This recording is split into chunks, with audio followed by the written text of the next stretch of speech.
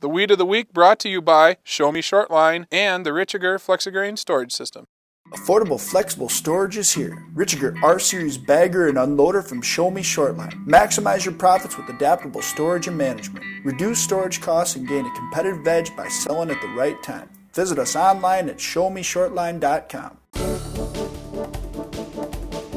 Our weed of the week is cheatgrass, otherwise known as Downy Brome. A lot of people will say, well, they're two totally separate weeds. We consider them just one weed. And either way, I don't like it. Whether you call it cheatgrass or Downy Brome, it's a really tough plant to stop, especially if you've got wheat. So let's start with corn and beans, because that's where it's easy to control. Well, in corn and soybeans, yeah, we don't have a big issue. If you're doing some tillage, typically we don't have a cheatgrass problem at all. In fact, I don't know if I've ever run into a problem in a cornfield in our area for that reason. There's a lot of fields that are tilled, and also we're typically using a good strong rate of a pre, like a harness or surpass. Well, the big reason why is it's a winter annual, so it's going to be up in the fall, and we can wipe it out in the spring. It's really not going to come back after we've controlled it early in the spring. So you can either kill it with a burn down or with tillage and a pre. Now in soybeans, it's kind of the same thing. We've got a spring planted crop. Typically that cheatgrass is going to be up and it's going to be going pretty good by the time we're planting soybeans, so you can just burn it right off before you start planting the beans, and it's not going to come back on you in season. With wheat though, especially winter wheat,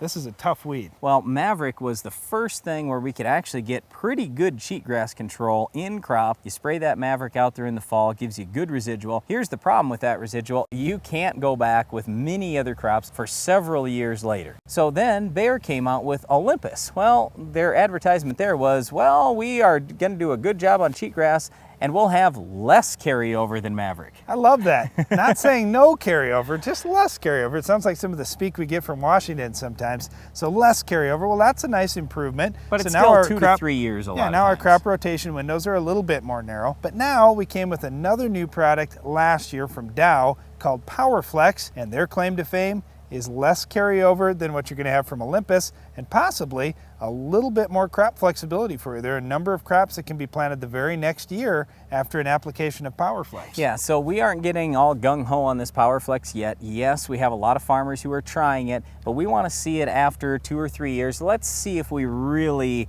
can go back to a bunch of different crops without any issues. Well, the cheatgrass control has been good. The farmers that have tried it this year have been very satisfied with how really all 3 of those products have done a pretty nice job. It's not about the weed control. They can do a nice job with weed control. It's just a question of how soon can I rotate to some of these other crops that may make my farm even more money. Other products that have slight cheatgrass control that you could use pre-emerge, like Prepare or Valor, there are others as well. They're okay, but the best products in the market are Maverick, Olympus, and PowerFlex. PowerFlex is the one that has the least amount of carryover, at least in our experience so far. Well, that's all the time we have for this week's weed cheatgrass, but there's an Iron Talk coming up next.